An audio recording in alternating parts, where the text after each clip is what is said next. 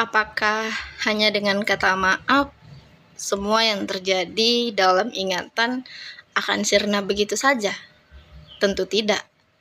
Tapi kenapa banyak orang mengatakan jika dia sudah meminta maaf, maka lupakanlah. Apakah mereka tidak tahu duka yang diterima orang yang tersakiti itu lama sembuh, bahkan mungkin tidak akan pernah sembuh. Mereka hanya berjalan bersama luka, setiap hari berperang dengan rasa trauma. Tapi orang-orang sibuk mencaci maki, mengatakan, "Sudahlah, kan dia sudah minta maaf." Tapi mereka tak pernah tahu, kata maaf itu hanya penenang. Apakah dengan kata maaf semua akan membaik? Tidak. Semua itu butuh waktu, butuh proses. Aku Ayasa, dan kali ini aku bakal bawain sebuah kisah dari salah satu narasumber kita lagi nih. Tapi seperti biasa, sebelum lanjut nonton, jangan lupa untuk like, komen, subscribe, dan nyalakan tombol notifikasinya agar kalian tidak ketinggalan cerita-cerita terbaru di channel Cerita Bareng Ayasa. Oh ya guys, minggu ini aku bakalan slow respon upload karena di rumahku lagi, bukan di rumahku sih, di tempat tetangga lagi ada acara rewangan. Jadi aku bakalan upload santai dan mungkin dalam seminggu ini bakalan libur. Jadi kalau kalian kangen sama cerita-cerita aku, kalian bisa lihat video-video sebelumnya ya. Narasumber kita kali ini bernama Mbak Lina. Mbak Lina ini sudah menjalani trauma yang beriringan dengan hidupnya selama 10 tahun lamanya. Dulu saat masih sekolah, Mbak Lina ini pernah mendapatkan perundungan yang tidak mengenakan. Mbak Lina ini adalah orang yang terlahir dari keluarga yang bisa dibilang tidak pas-pasan, yaitu menengah ke bawah.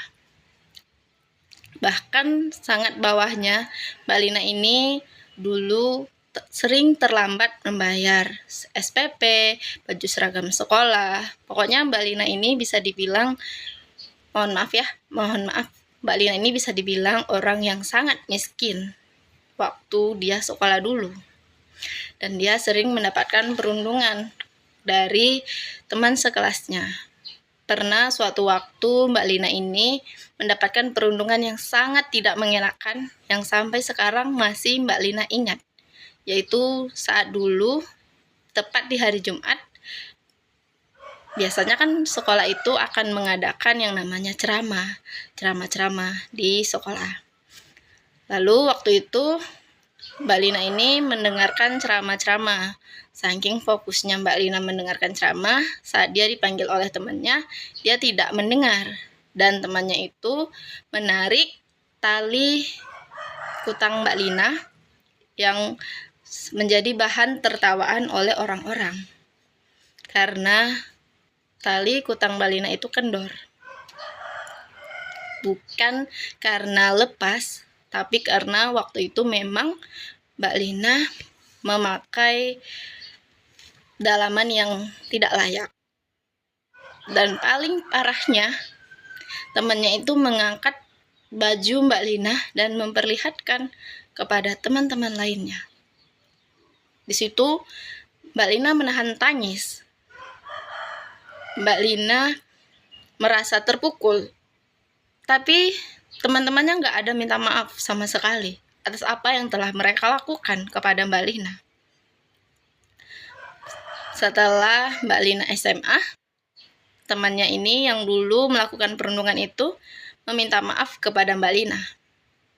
Mbak Lina memang memaafkan, tapi luka-luka yang dia terima dulu saat semasa sekolah itu tidak pernah benar-benar hilang dalam ingatannya.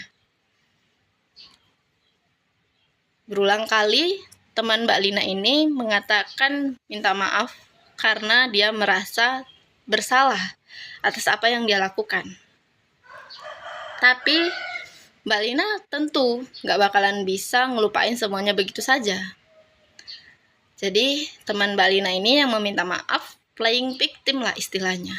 Dia berkata kalau dia telah meminta maaf kepada Mbak Lina atas apa yang telah dia lakukan dulu waktu dia masih sesama sekolah di SMP. Dan orang-orang meminta Mbak Lina memaafkannya.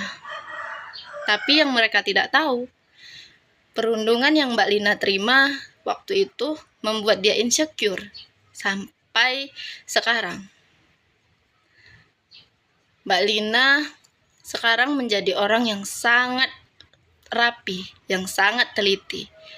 Setiap kali dia merasa pakaian dalamnya tidak lagi layak, dia akan segera menggantinya. Karena dia takut hal yang sama terulang kembali. Begitulah trauma yang dirasakan Mbak Lina. Meskipun orang sudah meminta maaf, itu nggak akan langsung menghapus rasa trauma. Tidak. Mereka yang mendapatkan perundungan akan berjalan bersama trauma itu. Dari waktu ke waktu, pikiran dan ketakutan terus menggerogoti diri mereka. Lantas, mengapa saat seseorang tidak berendah hati untuk meminta maaf, ia justru dihina dan dicaci? Padahal luka yang mereka terima itu benar-benar menyiksa dada, benar-benar menyiksa mereka. Mereka tidak sebaik itu untuk dimaafkan. Karena pembuli harusnya tidak pantas ada di dunia.